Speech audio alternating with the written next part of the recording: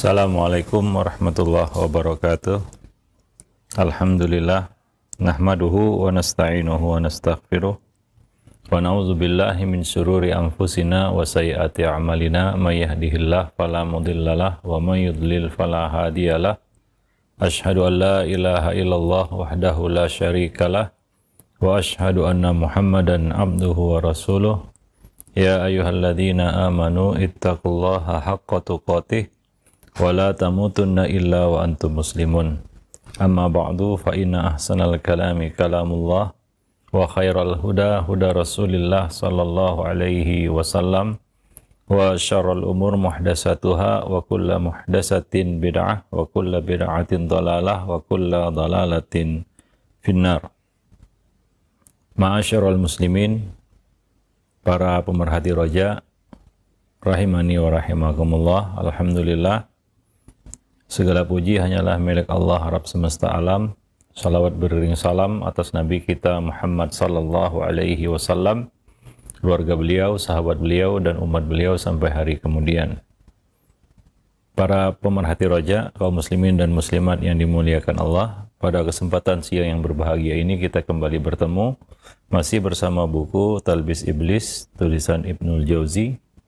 Dan pada kesempatan siang ini kita akan lanjutkan pembahasan yang ada di dalam buku tersebut. Kita sampai pada pembicaraan talbis iblis terhadap ahli ibadah dalam perkara tawakal. Banyak orang-orang yang salah di dalam memahami tawakal ini. Sebagian orang mengatakan saya bertawakal, tapi dia belum melakukan usaha yang maksimal. Ini tidak disebut tawakal. Ini disebut tawakal, yaitu berpura-pura tawakal, berpura-pura menyerahkan dan menyandarkan urusan kepada Allah. Tapi sebenarnya tidak. Karena kita makhluk di dunia, tentunya berlaku atas kita hukum sebab akibat. Kalau kita mau kenyang, maka kita harus makan. Tidak mungkin kita kenyang tanpa makan. Itu adalah hukum yang kita jalani ya di dunia dan sebagai makhluk. Untuk mencapai sesuatu, kita harus berikhtiar. Baru kemudian kita serahkan urusan kepada Allah Subhanahu wa Ta'ala. Untuk itulah Allah Subhanahu wa Ta'ala ciptakan pada kita akal, agar kita bisa berpikir dan kita bisa mencari ikhtiar yang terbaik untuk mendapatkan apa yang kita inginkan. Maka orang yang bertawakal tanpa ikhtiar, tanpa usaha yang maksimal, maka dia belum disebut tawakal. Akan tetapi sebagian orang mengucapkan kata-kata tawakal ini, lalu dia meninggalkan ikhtiar. Nah, ini adalah satu kekeliruan. Iblis mengelabui seseorang yang mengaku bertawakal, lalu meninggalkan ikhtiar. Dengan meninggalkan ikhtiar, ya, misalnya mendorong mereka berpergian tanpa berbekal. Mereka mengira hal itu adalah hakikat tawakal. Padahal itu bukan tawakal. Mereka benar-benar keliru memahaminya. Ada seseorang yang berkata kepada Imam Ahmad, "Aku ingin berangkat ke Mekah dengan penuh tawakal, tanpa membawa bekal." Maka Imam Ahmad berkata kepadanya, "Kalau begitu berangkatlah tanpa rombongan." Dia berkata, "Tidak, aku akan pergi bersama rombongan." Maka Imam Ahmad berkata kepadanya, "Berarti kamu bertawakal kepada bekal orang lain." Kamu bertawakal kepada bekal orang lain. Karena tidak mungkin dia pergi safar dengan jarak yang jauh, waktu yang lama tanpa membawa bekal. Kecuali dia bersandar kepada bekal orang lain. Tidak tepat dia katakan aku bertawakal kepada Allah Subhanahu wa Ta'ala, lalu dia pergi tanpa membawa bekal apapun. Ya, itu tidak mungkin. Ya, karena Allah menjadikan sebab atas segala sesuatu. Ya, kita bisa sampai ke tujuan karena kita berbekal. Tidak mungkin kita sampai ke tujuan tanpa bekal. Ya, perjalanan yang jauh melintasi gurun Sahara, gurun pasir, tidak mungkin dia akan sampai ke Mekah tanpa bekal. Dia akan mati di tengah jalan. Nah, ketika dia mau pergi ya ke Mekah tanpa bekal dengan modal tawakal saja, maka Imam Ahmad berkata kepadanya, kalau begitu berangkatlah sendirian, jangan sama rombongan. Jangan sama rombongan. Maka dia mengatakan, nah tidak, saya pergi bersama rombongan. Nah, berarti dia bertawakal dengan bekal orang lain. Dia bertawakal kepada kantong makanan atau bekal orang lain. Nah, ini satu kekeliruan di dalam memahami tawakal. Oleh karena itu, hamba-hamba yang paling mulia, yaitu para nabi dan rasul, juga mengajari kita untuk berikhtiar, baru kemudian bertawakal. Bertawakal dengan cara yang benar. Ini adalah fitrah ya, sebenarnya ya naluri yang Allah tanamkan pada semua makhluk. Ya, sampai burung juga bertawakal dengan apa? Dengan mencari rezekinya.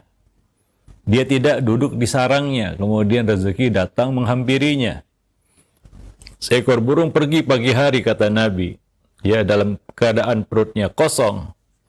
Kemudian pulang sore hari dalam keadaan perutnya sudah penuh. Seandainya kalian bertawakal sebagaimana tawakalnya seekor burung, niscaya kamu akan diberi rezeki sebagaimana diberi rezekinya seekor burung. Dia pergi pagi hari dalam keadaan perutnya kosong dan pulang sore hari dalam keadaan perutnya sudah penuh.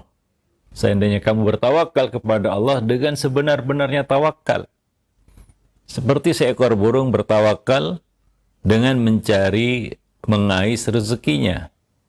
Dia tidak duduk manis di sarangnya, kemudian datang rezeki itu kepadanya. Maka seseorang yang dia berdoa, doa adalah salah satu bentuk ikhtiar. Namun harus disertai dengan ikhtiar yang lain. Ya, seorang berdoa di masjid, minta rezeki kepada Allah Subhanahu wa taala, memohon rezeki kepada Allah Subhanahu wa taala, tidak ada yang salah dengan itu. Hanya saja dia juga harus tahu sebab datangnya rezeki itu dengan cara apa. Tidak mungkin dia duduk di masjid, duduk bersantai di rumahnya, lalu rezeki itu datang menghampirinya. Seperti makanan, kalau kita tidak ambil dengan tangan kita dan kita tidak masukkan ke dalam mulut kita, makanan itu tidak akan jalan sendiri atau terbang lalu masuk ke mulut kita. Walaupun makanan itu ada di hadapan kita, kita mau kenyang, ya, kita mau memenuhi kebutuhan jasmani kita dengan makan. Makanan itu sudah ada di depan kita, kita lihati saja. Apakah perut bisa kenyang? Tidak. Ya, kita harus melakukan usaha yang nyata. Gak mungkin kita berdoa saja, ya Allah sampaikanlah makanan itu ke mulutku. Ya betul, tidak ada yang salah dengan doa tersebut. Tapi harus disertai dengan ikhtiar yang nyata, yang pasti, yang konkret. Yaitu kita ambil makanan itu dan kita masukkan ke mulut kita. Disertai juga dengan doa. Apabila seorang hamba memahami tawakal dengan cara yang benar, dia akan, insya Allah, Allah akan bantu dia untuk mencapai tujuannya. Insya Allah, Allah Subhanahu wa ta'ala akan membantu dia untuk mencapai tujuannya. Tapi kalau dia tidak melakukan ikhtiar apapun, bagaimana Allah membantunya sementara dia tidak melewati jalurnya? Tarjun najat falan tasluk masalikaha. Kamu mau selamat tapi kamu tidak melewati jalannya. Fa inna safinata la tajri alal yabasi. Karena perahu itu tidak akan berlayar di atas daratan, karena bukan tempatnya. Demikian ya, kita berikhtiar, ya ikhtiar yang nyata. Ya, kita mohon rezeki kepada Allah, ya kita berusaha dengan cara yang bisa kita maklumi berbeda-beda antara satu zaman dengan zaman yang lain. Dalam hal mencari rezeki mungkin. Ya, di dalam hal mencari lapangan pekerjaan. Ya, Nabi memberikan contoh, ya, seandainya seorang itu membawa seutas tali, yaitu ada hadis Nabi, ya, lalu dia pergi ke hutan mencari kayu bakar. Nah, ini disesuaikan mungkin dengan kondisi zaman itu. Begitulah ikhtiar yang mungkin bisa dilakukan manusia pada saat itu. Yaitu satu perumpamaan, tamsil, yaitu dia harus berusaha dengan usaha yang nyata. Kalau sekarang mungkin ya dengan cara yang lain, ya tidak mungkin dia ambil setas tali, dia pergi ke hutan, hutannya di mana, dia nebang pohon sembarangan juga akan ditangkap polisi, kan begitu ya. Nah, maksudnya adalah dia melakukan usaha yang nyata begitu ya, bukan harus textbooks ataupun dipahami secara secara tekstual seperti itu, tidak. Yaitu dia melakukan ikhtiar ataupun usaha yang maksimal untuk dapat meraih tujuannya. Nah, itu baru kemudian dia bertawakal kepada Allah Subhanahu wa taala. Karena bagaimanapun ikhtiar yang kita lakukan, sekeras apapun usaha yang kita kerjakan, kalau belum tidak ditakdirkan Allah Subhanahu wa taala, tidak akan sampai kepada kita. Walaupun semua manusia di muka bumi ini bersatu untuk membantu kita meraihnya. Ya, apa yang ditakdirkan mengenaimu tidak akan meleset darimu. Lam yakun liyukhtiak. Ya, tidak akan meleset darimu, tidak akan meleset darimu, dan yang tidak ditakdirkan juga tidak akan mendatangimu. Maka perlu bertawakal kepada Allah, menyerahkan urusan kepada Allah. Disitulah kita meletakkan tawakal, ya, dengan setelah kita melakukan usaha yang maksimal yang Allah berikan kepada kita. Maka seorang harus mengenali potensi dirinya. Seorang harus mengenali apa anugerah yang Allah berikan kepadanya, yang bisa dia lakukan, yang bisa dia gunakan untuk berikhtiar secara maksimal. Ya, nah ada penyakit yang membatasi ini semua, yaitu penyakit malas. Ada orang yang diberi potensi sama Allah Subhanahu wa taala untuk melakukan usaha yang maksimal, tapi karena penyakit malas, ini semua menjadi berantakan, runtuh. Maka seorang itu wajib mengenali dirinya, ya, apa yang Allah berikan kepadanya. Rezeki itu, ya, ilmu, tenaga, kemampuan, potensi, itu adalah anugerah dari Allah Subhanahu wa taala. Ya, yang Allah berikan, masing-masing orang berbeda-beda itu nasibnya, bagiannya. Maka ketika seorang sudah memahami dirinya, apa yang Allah berikan kepadanya, ya, maka Allah perintahkan kita untuk melihat diri kita, wa fi anfusikum afala tubsirun, dan pada diri kamu, tidakkah kamu memperhatikannya? Maka kita kadang-kadang suka kufur nikmat, karena kita tidak tahu seberapa besar nikmat yang telah Allah berikan kepada kita. Namun kita sia-siakan, kita tidak gunakan potensi-potensi yang Allah berikan kepada kita, bakat-bakat yang Allah berikan kepada kita, terbuang percuma begitu saja, kemudian kita katakan saya tawakal kepada Allah. Nah, ini adalah suatu pemahaman yang keliru tentang tawakal. Ya, maka Allah Subhanahu wa taala tidak membiarkan manusia begitu saja sia-sia. Allah telah mencukupi segala kebutuhan, perlengkapan yang dibutuhkan oleh manusia untuk hidup di dunia, siapapun dia. Maka coba lihat orang-orang cacat, ini kita harus belajar dari orang-orang cacat. Yang Allah kurangi rezeki, jelas, secara nyata, secara kasat mata. Allah kurangi rezeki pada mereka yang tidak diberikan kepada mereka seperti orang-orang yang sempurna, normal. Ada yang lahir tanpa penglihatan. Ada. Ya, dari kecil, dari lahir dia tidak bisa melihat. Yaitu buta. Allah tidak kasih nikmat penglihatan kepadanya. Tidak seperti kebanyakan orang yang punya penglihatan. Tapi coba lihat orang-orang yang buta ini, ya, Allah Subhanahu wa taala beri potensi kemampuan yang khusus kepada mereka. Dengan itu mereka bisa berikhtiar, untuk mencari rezeki, mengais rezeki mereka. Ya, mereka punya mungkin indera pendengaran yang lebih daripada orang lain. Ya, mereka punya hati yang lebih kuat daripada orang lain. Hati yang tegar, tidak pernah mengeluh. Ya, ya. Coba lihat orang-orang cacat. Ya, sedikit mereka mengeluh. Yang banyak mengeluh itu justru orang yang normal.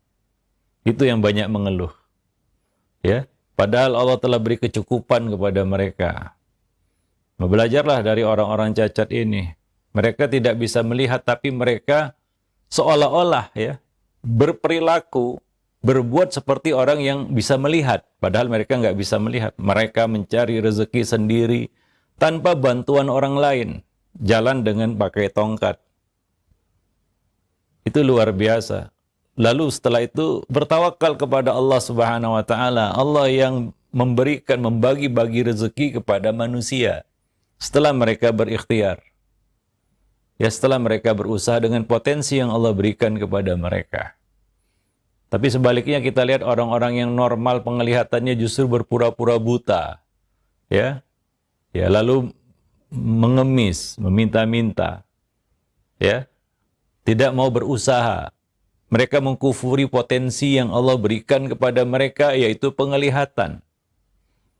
Ya, nah demikian. Jadi seorang hamba itu harus mengetahui potensi yang Allah berikan kepada dirinya. Allah telah memberikan kelengkapan. Apakah semua itu dia kufuri?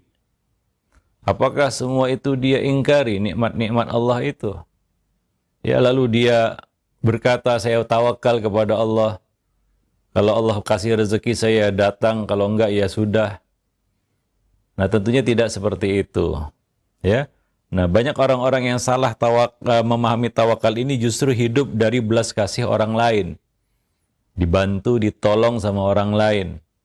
Seperti kata Imam Ahmad tadi ya, kalau kamu betul-betul tawakal, berangkatlah sendiri tanpa rombongan. Dia katakan apa? Wah enggak, saya berangkat sama rombongan. Berarti dia tawakal kepada bekal ya orang lain, ya bekal orang lain, ya. Nah demikian, dia belum betul-betul bertawakal kepada Allah Subhanahu Wa Taala. Ya, mungkin dia jadi beban orang lain, ya bergantung hidupnya kepada orang lain, ya menyusahkan orang lain. Nah ini satu fenomena yang sering terjadi pada orang-orang yang salah di dalam memahami tawakal. Dia justru jadi beban orang lain, ya. Dia mungkin asyik berdoa di masjid tanpa bekerja. Toh dia tetap akan jadi tanggungan orang lain.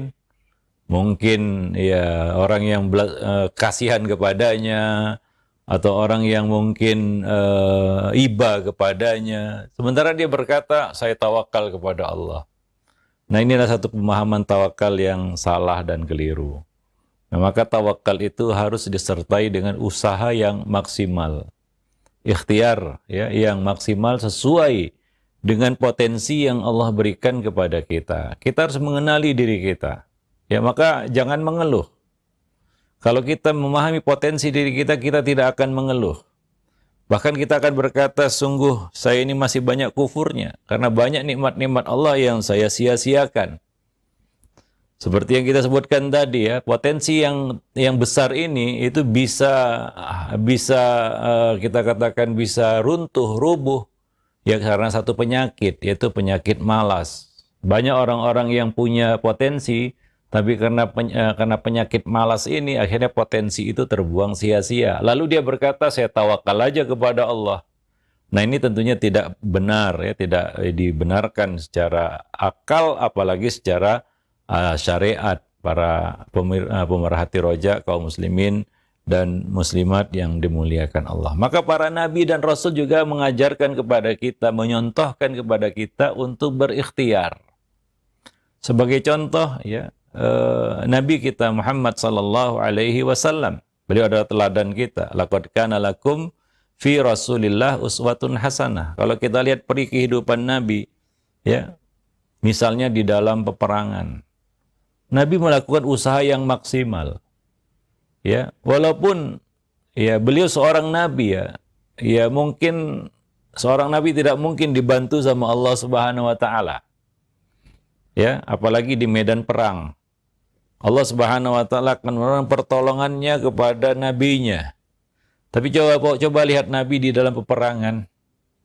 Apakah Nabi datang menghadapi musuh tangan kosong, tanpa perisai, tanpa baju besi zirah? Tidak. Nabi mengenakan baju besi, Nabi menggunakan perisai, Nabi bawa senjata, melakukan perlindungan diri, lalu maju ke medan perang. Ya, tidak tangan kosong, nggak pakai apa-apa, kemudian menghadapi pedang atau sekarang peluru tanpa perlindungan. Itu konyol namanya. Ya. Nah, maka Nabi berikhtiar secara maksimal yang bisa dilakukan pada saat itu. Sesuai dengan apa yang ada pada masa itu, teknologi yang ada pada masa itu. Untuk melindungi diri dari tebasan pedang, ya pakai baju besi. Kalau tidak, ya habis tubuh tersayat-sayat. Ya pakai kita katakan topi besi, melindungi kepala. Ya pakai perisai. Ya pakai tameng. Ya membawa senjata. Itu seorang nabi. Ya tidaklah Nabi berpikiran saya seorang Nabi nggak usah pakai apa-apa, tangan kosong, Allah Subhanahu wa taala akan melindungi. Allah Subhanahu wa taala akan mengalahkan musuh, menjatuhkan musuh itu. Ya, nggak seperti itu juga. Ya, Nabi tetap melakukan ikhtiar yang maksimal ya untuk bisa memenangi sebuah peperangan. Itu seorang nabi ya.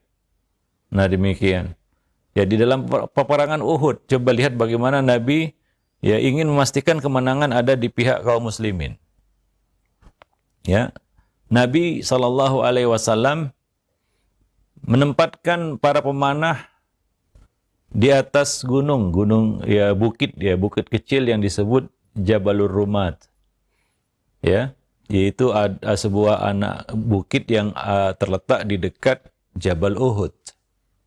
Itu di peperangan Uhud. Ini tempat yang paling strategis. Ketika Nabi tiba di tempat itu, Nabi mengambil tempat tersebut, menguasai tempat tersebut. Ini ikhtiar ya, yang dilakukan Nabi dalam peperangan. Ya tidak kita katakan konyol-konyolan begitu, menyerbu musuh, menerjang musuh tanpa melakukan taktik ataupun strategi peperangan ataupun ikhtiar maksimal, usaha yang maksimal. Kenapa ditempatkan di Bukit Rumat, bukan di atas Gunung Uhud? Ini adalah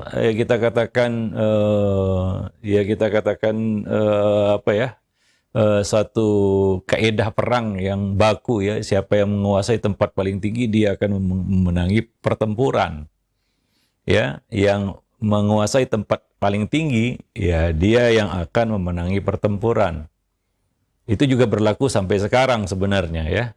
Siapa yang menguasai tempat paling tinggi, maka dia akan memenangkan peperangan itu. Kaedah perang itu berlaku sampai hari ini sebenarnya. Dan itu yang dipegang Nabi juga. Maka Nabi menguasai Jabal Rumat itu dan menempatkan para pemanah di situ. Dan itu tentu saja membuat kocar-kacir, kita katakan pasukan musyrikin. Ya. Dan tidak mungkin mereka bisa memenangkan peperangan selama pasukan pemanah itu ada di Jabal Rumat tersebut. Tidak akan mungkin. Dan ini yang dilihat oleh Khalid ibn Walid. Nggak mungkin memenangkan peperangan. Terbukti mereka terpukul mundur dan kalah di awal peperangan itu pasukan musyrikin. Ya, tapi karena ya kelalaian ya kaum muslimin pada saat itu, mereka tidak disiplin dan tidak mengikuti perintah Nabi. Mereka turun dari gunung itu, dari bukit itu. Nah, Khalid bin Walid yang mengetahui bukit itu sudah ditinggalkan, dia melakukan manuver dan menguasai bukit itu, yang membuat sekarang kondisinya terbalik. Kaum muslimin yang terdesak, hingga saat itu Nabi patah gigi beliau, ya terluka wajah beliau. Ya, nah pada peperangan itu, dan gugur pada saat itu ya lebih kurang 70 syuhada ya, syuhada Uhud yang makamnya ada di Uhud pada saat ini, yang masih bisa kita ziarahi. Para pemerhati roja kaum muslimin yang dimuliakan Allah. Kenapa Jabal Rumat yang dikuasai ditempatkan di Jabal Rumat, bukan di atas Gunung Uhud? Gunung Uhud kan tinggi, itu kan tempat yang paling tinggi. Nah, ini sesuai dengan kondisi senjata pada saat itu. Kondisi senjata pada saat itu adalah panah. Kalau ditempatkan di atas gunung Uhud itu tidak efektif. Kenapa? Karena panah itu tidak akan mampu membunuh musuh dari atas gunung Uhud yang tinggi. Tempat yang paling tinggi yang bisa dijangkau oleh senjata yang ada pada saat itu ya Jabal Rumat tersebut. Yang menguasai itu dia akan memenangi pertempuran. Lain halnya kalau misalnya dulu ya sudah ada senapan ataupun ya, senjata yang bisa membunuh ya musuh dalam jarak yang jauh, mungkin sampai 2-3 kilometer, ya mungkin Nabi akan menempatkan pasukan di atas gunung Uhud, bukan di Jabal Rumat lagi. Nah, demikian ya. Nah, jadi Nabi artinya apa di sini? Pelajaran yang bisa kita petik. Nabi melakukan ikhtiar maksimal ya dalam setiap peperangan, bukan hanya dalam perang Uhud saja. Nabi keluar memakai baju besi, ya, Nabi mengambil tempat ya membelakangi matahari, sementara pasukan musyrikin saat itu dipojokkan untuk mengambil posisi berhadapan dengan matahari. Nah, ini tentunya menguntungkan kaum muslimin. Sama seperti dalam perang Badar, Nabi mengambil tempat di depan sumur. Karena itu sumur yang ada di Badar. Ya, untuk menguasai sumber air, sehingga pasukan musyrikin saat itu tidak memiliki sumber air. Karena perang bisa berlangsung panjang, dan air kebutuhan yang pokok saat itu. Dan Nabi menguasai itu.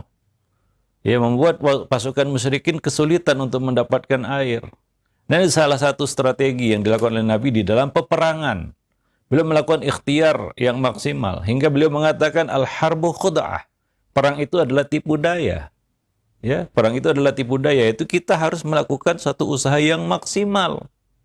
Baru kemudian Nabi berkata, hasbiyallah, hasbunallah wa ni'mal wakil. Ya, barulah kita menyerahkan urusan kepada Allah. Cukuplah Allah sebagai penolong dan Dia adalah sebaik-baik penolong. Setelah melakukan semua ikhtiar yang bisa dilakukan, ya, dengan potensi yang kita miliki, seperti Nabi memaksimalkan potensi yang ada, ya, potensi yang ada. Pada saat itu pasukan muslimin hanya memiliki seorang penunggang, ya, tidak banyak. Sementara kaum musyrikin memiliki ya banyak penunggang kuda.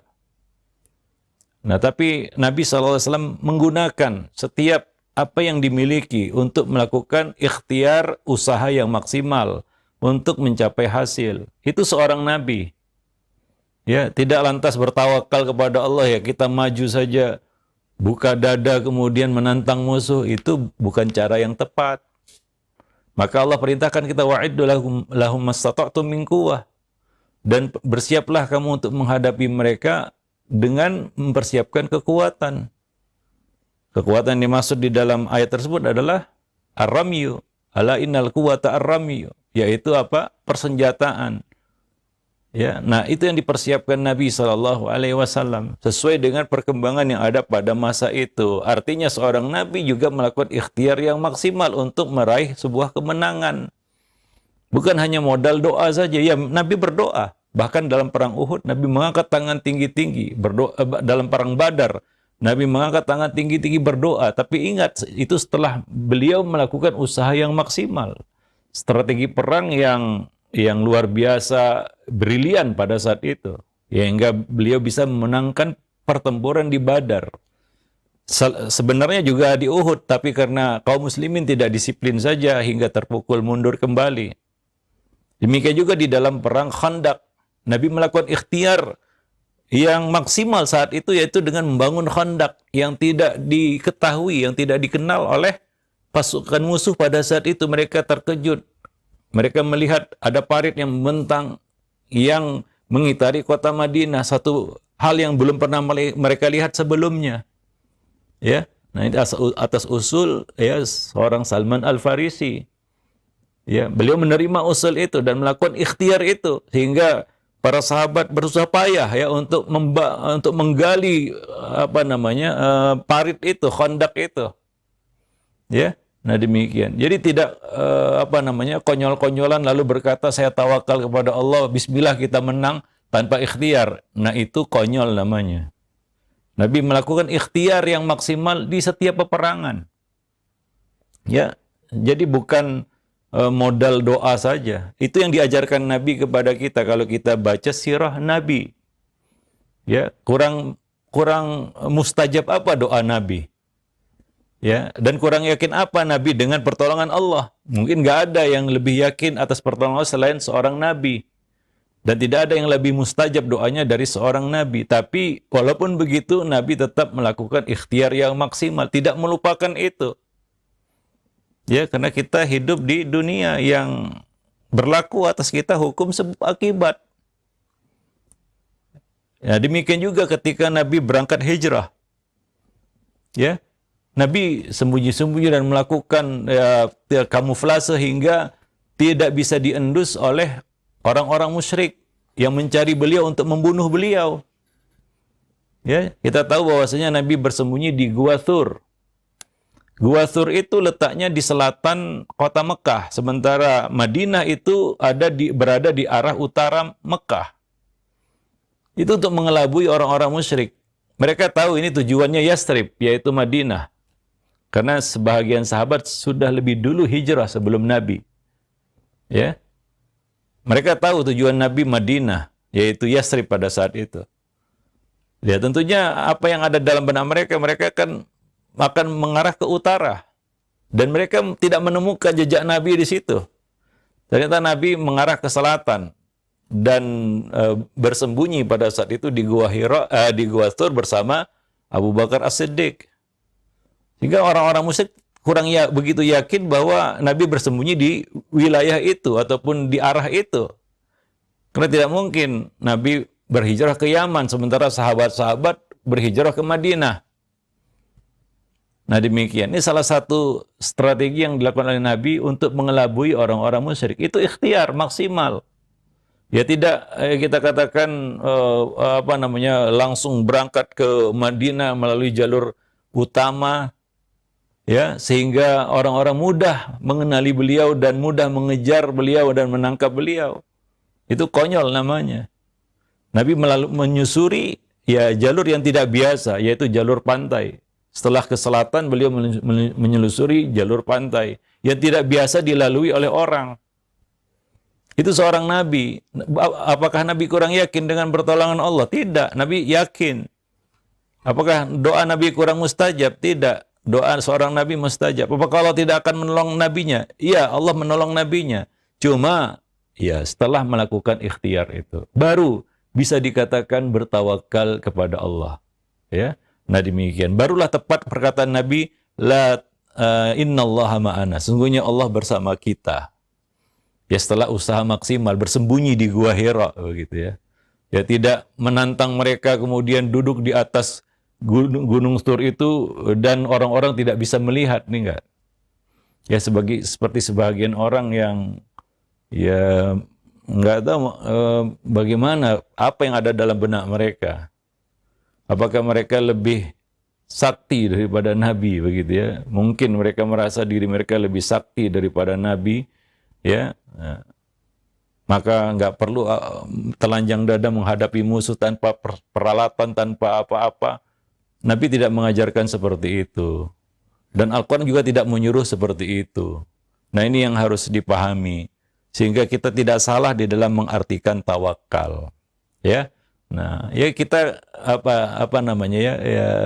sebenarnya kita pura-pura yakin saja kepada Allah. Padahal kita sebenarnya ragu nanti. Kenapa? Karena kita tidak melakukan ikhtiar. Kita maju menerjang, ya sementara musuh memakai bedil kan gitu ya. Kita telanjang dada ditembak apa kebal gitu ya. Ya tentunya tidak seperti itu kan. Nah demikian. Wallahu a'lam bissawab. Ya. Nah, kenapa Nabi pakai baju besi? Apa Nabi nggak punya ilmu kebal? Ya, ditebas pedang tidak mempan begitu ya. Nah, ya Nabi tidak mengajarkan seperti itu. Ya. Nah, sebagian orang mungkin ada yang pakai ilmu-ilmu ya seperti itu ya akhirnya coba lihat bagaimana musuh mempencundangi orang-orang seperti ini. Ya. musuh mempencundangi orang-orang yang punya pikiran seperti ini nih. Ya, tidak mau berikhtiar, tidak mau berusaha maksimal, tapi mau menang. Ya, itu sama dengan kita mau kenyang tapi nggak mau makan. Ada makanan di depan juga nggak mau diangkat ke mulut. Ya, sama aja. Demikian juga kaum muslimin hari ini. Ya, ya tentunya ya tidak mudah untuk meraih sebuah kemenangan apalagi dalam peperangan. Para pemerhati roja kaum muslimin dan muslimat yang dimuliakan Allah. Wallahu a'lam bissawab. Ya, nah jadi semua itu mengajarkan kepada kita bahwa ya sebelum kita mengucapkan kata-kata tawakal itu, kita perlu melakukan usaha yang maksimal untuk ya meraih hasil yang kita inginkan. Setelah itu ya keputusan Allah, Allah beri kemenangan atau tidak. Ya Allah beri apa yang kita harapkan atau tidak, itu keputusan ada di tangan Allah. Karena setelah kita berdoa, ya kita hanya menanti kunnya Allah. Kalau Allah katakan kun, fayakun. Jadi, jadilah. Ya setelah ikhtiar yang maksimal, dengan potensi yang kita miliki, kita harus tahu potensi yang Allah berikan kepada kita. Kita diberi apa saja, kita diberi dua mata, kita diberi telinga, kita diberi akal, kita diberi tenaga. Kita banyak diberi Allah Subhanahu wa taala kelengkapan-kelengkapan yang luar biasa untuk melakukan ikhtiar yang maksimal. Baru setelah itu, ini kekuatan seorang muslim, dia ada tempat bersandar, dia bertawakal kepada Rabb-nya. Dia yakin bahwa Allah tidak akan menyia-nyiakan hamba yang ya taat dan dekat, ya mendekat kepada Allah Subhanahu wa taala. Nah demikian. Nah, disitulah baru dikatakan tepat dia bertawakal kepada Allah Subhanahu wa taala. Wallahu alam bissawab. Ya. Nah, demikian para pemerhati roja kaum muslimin dan muslimat yang dimuliakan Allah, ya. Mudah-mudahan ya ini bermanfaat bagi kita semua dan kita bisa memahami tawakal dengan makna yang benar ya, yang sebenarnya. Ya, bukan tawakal, yaitu kita sebenarnya tidak bertawakal atau pura-pura tawakal. Dan kita pun tidak yakin bahwa kita dapat meraih apa yang kita inginkan ya dengan tawakal model seperti itu. Wallahu a'lam bishawab. Ya, nah demikian subhanakallah bihamdik asyhadu an la ilaha illa anta astaghfiruka wa atubu ilaik. Assalamualaikum warahmatullahi wabarakatuh.